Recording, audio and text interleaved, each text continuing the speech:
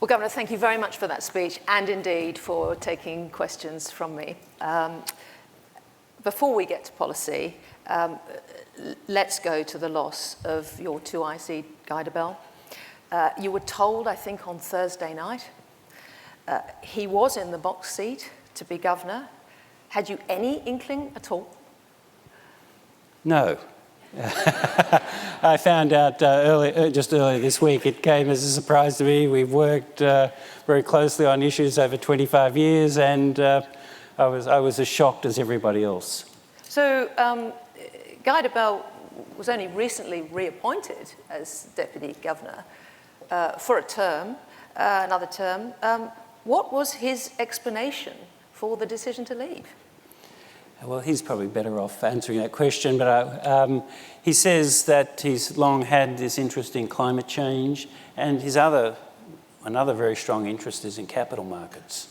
So the new position allows him to bring those two things together, climate change and capital markets, and he's made an outstanding contribution to the Reserve Bank over 25 years he's been here, and that has kind of helped the country as well. And he feels now that he can help the country in another way. To use his expertise in capital markets and his interest in climate change to help this transition to a new set of industries which could be the source of our comparative advantage in the future. So he feels like he can contribute to the welfare of the Australian people, which is the third objective of the Reserve Bank, in a different way. So I commend him for that. It's a huge loss for me and for our institution, but I can understand why he feels he can make a contribution to society in a different way now. Well, yes, good on him. But as of Wednesday, you lose your sounding board, who you worked with, as you say, very closely through the pandemic, the ideas, the thinking on policy. He's been described as adding credibility to Andrew Forrest FFI, but he leaves you, just at a time when you've got this tension between the RBA and market economists and others over how soon to raise interest rates. And this week, former Treasurer Peter Costello said you need to get with the curve. You're going to miss him, aren't you? Oh, I will miss him. I'm not running away from that. I will miss him. But we do have a deep team at the Reserve Bank. We've got there's a deep reservoir of expertise. So we've got a lot of colleagues, and the way that the Reserve Bank is run is a very collegiate and team-based thing. So there's a very strong team there, and all the decisions we take are collective decisions, and there's a team that kind of supports that process. So, and how do you deal, and your team deal, with this mounting pressure? Because it is mounting pressure on you over a rate rise, isn't it? I don't feel mounting pressure. I mean, each day we kind of sit there and think, well, what's the right thing to do? We have the Reserve Bank board meeting once a month. We sit down, we review the information, discuss, well, what's the right thing to do? And when we're having those discussions, we put aside all the external noise and because we know people always have views, and we respect those views and we talk about them, but we do what we think is the right thing at each of our meetings. So the pressure, it's great for media stories, but I don't feel that myself. Now, the Treasurer will appoint a replacement in due course. Is there a strong internal candidate? Now, there are multiple strong internal candidates, so it'll be up to the Treasurer whether he wants to choose one of them or he wants to choose someone outside the bank. And is that likely to happen before caretaker? I don't know. I would hope so, but the government will have to go through a process. It's a really important position, so they want to make sure that they pick the best person, and they'll have to go through their processes. If there's an opportunity to do it before the caretaker provisions kick in, I would welcome that, but if they need to take longer, they'll need to take longer. So, Governor, just on inflation, you now say in your speeches, not in the Q&A, which I think is a significant move this week, you talk about this, the idea that this is plausible, that there will be a cash rate rise this year. Not guaranteed, you say today, but plausible. Now, part of this is about the pile-on with Ukraine and the energy crisis. The energy people are saying, the gas market in particular, this is a structural change. Corporates are pulling out of major projects. Why don't you appear to think that this is a structural change? Well, it probably is a structural change, and what that will increase the level of gas prices, and when the level moves up, there's inflation while that's happening. But once you're up to the higher level, the prices don't keep rising, do they? So I think what we are seeing at the moment is a whole bunch of prices go up and in level terms. But isn't that structural change enough to keep inflation sustainably higher? It will depend upon what happens to the inflation psychology. Because during the period in which this shift in the level of prices is occurring, we record higher inflation. But if the levels don't keep rising, then that will wash through the numbers and inflation will come back down. And whether it comes back down really depends upon what happens in the labour markets. If a period of high inflation, I think we're going to see CPI inflation numbers with a 4 in front of them, if that leads to a big shift in wage demands and those wage demands are successful, then we could see persistently higher inflation, and that would have implications for interest rates. But it's entirely possible that this level shift occurs, we have higher inflation for a while, and if wages don't move too much, then we come back down again. That would still be my central scenario, that this will wash through. But as the developments in Ukraine keep occurring, then there's going to be more to wash through. And how long can that take place without the inflation psychology shifting? That's the issue that we're discussing every single board meeting now. So just on wages growth, I mean, you mentioned 2.25, 2.5, modest at the moment, but what's your sense of where wages growth is going? Because that was sort of still lockdown numbers. Are you expecting a jump in the next figure?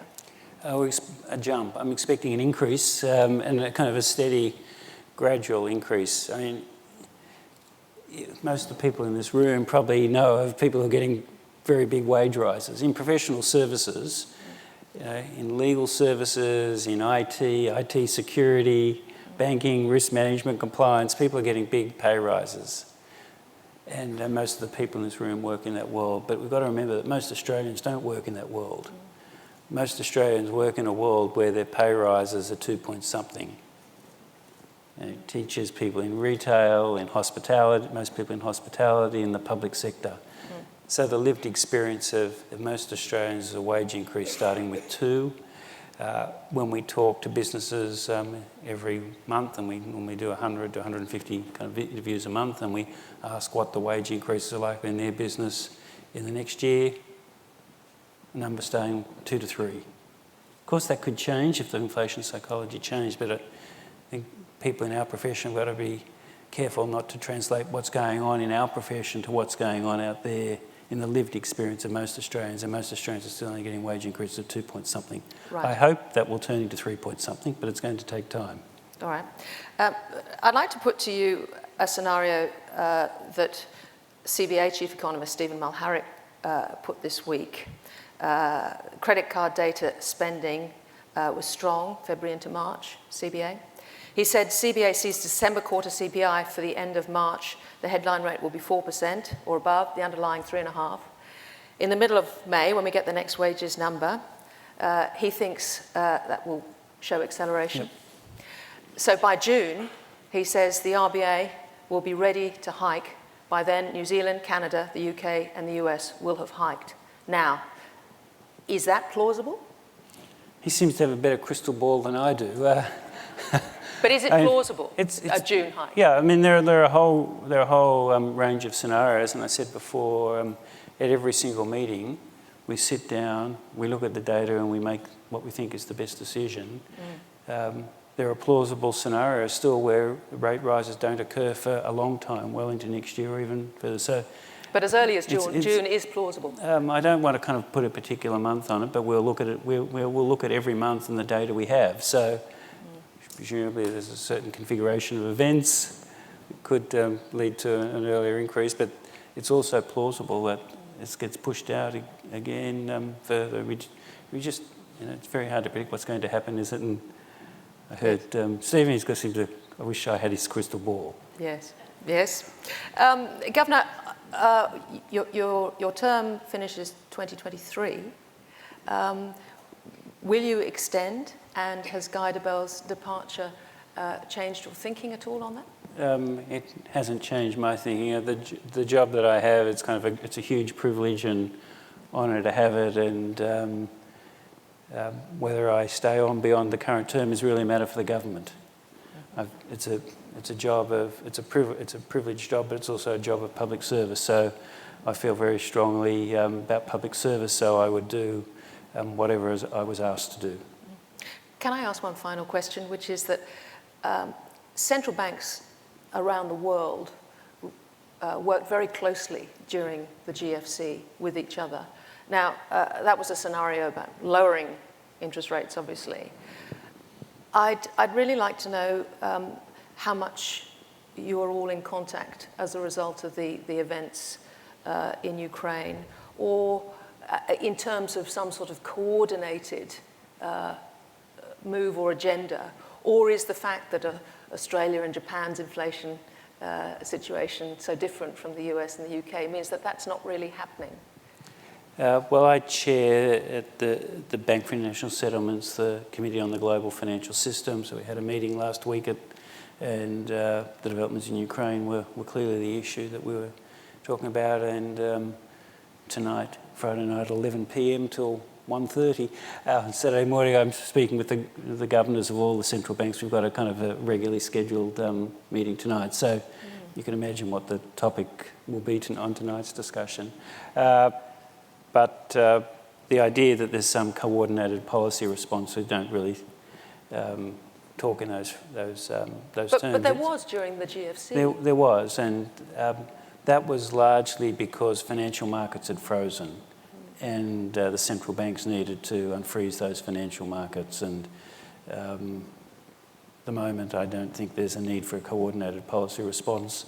What there is a need for us to do is to sit down and share information and talk about where things might go from here, and we'll do that tonight. So presumably a big part of that is sanctions and the impact that that's having on the global system. Yeah, and the assessment kind of has been in the first couple of weeks, it hasn't caused major dislocation in the financial system. It's causing dislocation in Russia, but not in the global financial systems. But it's still early days. There's a lot to come for these sanctions to work their way through the financial sector, and we'll look at that again tonight. Yes. Governor, it's been a very big week for you, I know. I thank you again very much for taking my questions. Thank you. Please join me in thanking the Governor of the Reserve Bank. Thank you.